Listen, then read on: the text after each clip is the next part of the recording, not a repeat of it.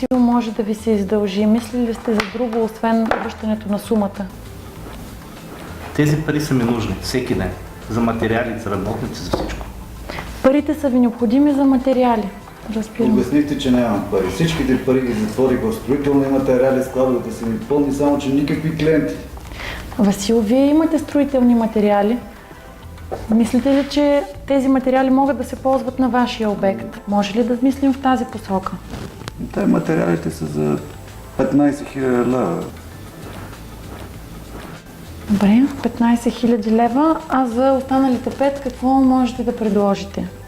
Така като мислям това, което мога да предложа, мога да предложа работници, които да помогнат в по-бързото завършване на обекта. Как ви звучи това, Димитър? Мога да се съглася, но са известни и то големи компромиси. На 15 000 останалите 5 000. Моите работници им трябва заплата да им плащам. По 1000 лева съм заплата на Васил, работниците. виждате ли някаква възможност? Да, за останалите мога да ти предложа работници, за да помогнат за довършването на обекта на стойност 5000 лева, как прецениш. Не всичко има, което искаш. Мога да ги взема от доставчик на разсрочено плащане. Разбира се, за всичко ще представя фактури. В какъв срок можете да реагирате за материалите, Васил? Какво е приемливо за вас, Димитър? Съгласен съм, но до седмица всичко трябва да е налично.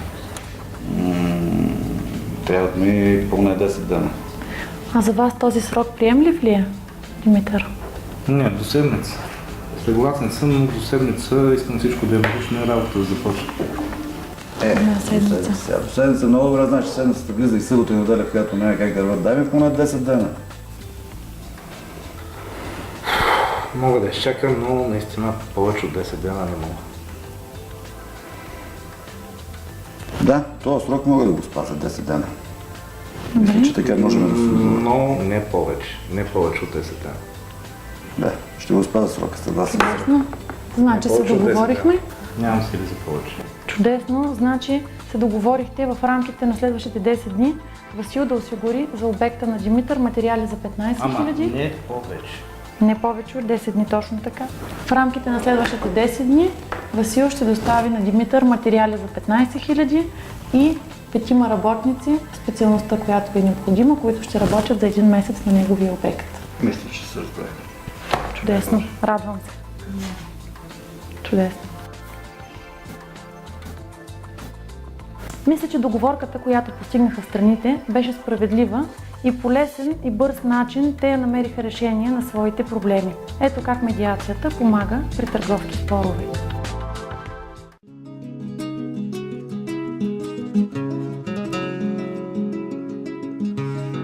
Туристическа фирма е на загуба. Единият от двамата съдружници, Ралица Петкова, желае да продаде своите дялове.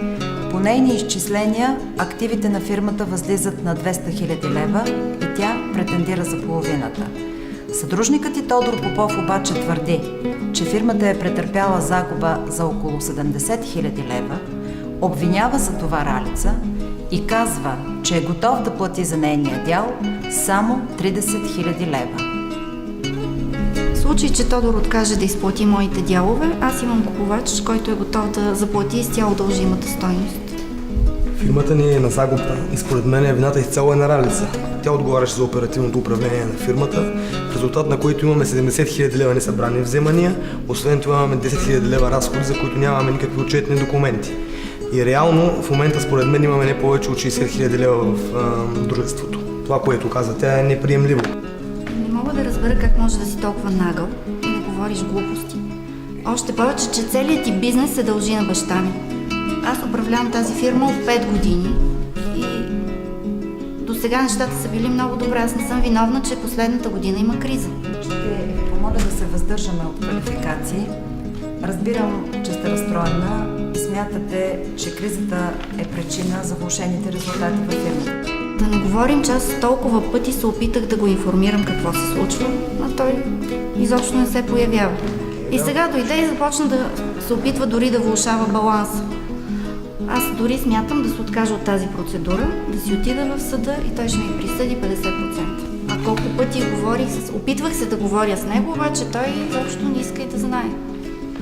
Толкова пъти го търсих, дори започвам да си мисля, че нарочно влошава състоянието на фирмата, за да изглежда баланса зле. Фирмата ни е на загуба и това се дължи изцяло на поведението на Ралица. Тя отговаряше за оперативното управление на фирмата, в резултат на които имаме 70 000 лева несъбрани вземания, освен това имаме 10 000 лева разходи, за които нямаме никакви отчетни документи. И реално в момента според мен имаме не повече от 60 000 лева в дружеството. Ако се постигне договореност между вас за размера на сумата, която може да бъде изплатена за вашите дялове, за вас има ли значение как точно ще бъде извършено плащането? Изцяло наведнъж брой или с възможност за разсрочено плащане?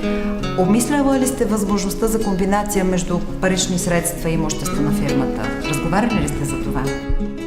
Не сме обсъждали, но за мен така или иначе най-важна е бързината, тъй като стартирам нова фирма и не искам да се бавя.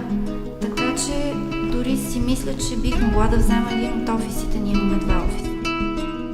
Местоположението за мен не е важно, тъй като не разчитам на случайни клиенти. За вас това е едно приемливо решение да получите част за дела си в брой, а другата част като един от офисите на фирмата. Да, ние имаме 2 офиса, така че ако той няма нищо против, аз бих могла да взема по-големи. Да, склонен съм да го приема. Разбира се, бих дал един офис на Ралица. Може това да е по-големия, няма пречка. За мен има значение локацията, а не размера на офиса. Но не съм съгласен да платя сумата от 100 000 лева в никакъв случай. Наистина, ако не бяхме направили извънредни разходи, щяхме да имаме към 120 000 лева. Така че ти може би имаш право на 60 000 лева, но в момента, както казах, това са всички пари в фирмата и аз не мога да ти ги дам. Тази сума не е по силите ми в момента. Каква част от сумата може да дадете? Не повече от 30 000 лева. Това е 1/2 от капитала на дружеството към настоящия момент. На мен са ми необходими повече средства да стартирам фирмата, така че аз бих била склонна поне на 40 000 лева. Нека бъда 35 тогава. 40 000 наистина са една много сериозна сума. Това са 2/3 от имуществото на дружеството и за момента аз ще остана без средства. За вас, Ралица, приемливо ли е такова предложение? Не съвсем, предпочитам повече пари. Бих могла да направя компромис за разсрочено плащане. Ако направим добър погасителен план с по-сериозно разсрочване във времето, бих могъл да се съглася на това нещо. Значи можем да приемем, че и за двама вие приемли в този вариант от комбиниране между имущество на фирмата и 40 000 лева при условие на разсрочено плащане. Да, обаче бих искал първо да се консултирам с моя адвокат, преди да дам окончателно становище. Ако за вас двамата това е приемливо предложение, Ралица да получи 40 000 лева на разсрочено плащане и един от офисите на фирмата, можем ли да пристъпим към окончателното оформяне на споразумението? Аз бих желала все пак още веднъж и нашите адвокати да го погледнат това споразумение. Благодаря ви, че използвахте медиацията като способ за разрешаване на вашите спорове. Благодаря ви аз.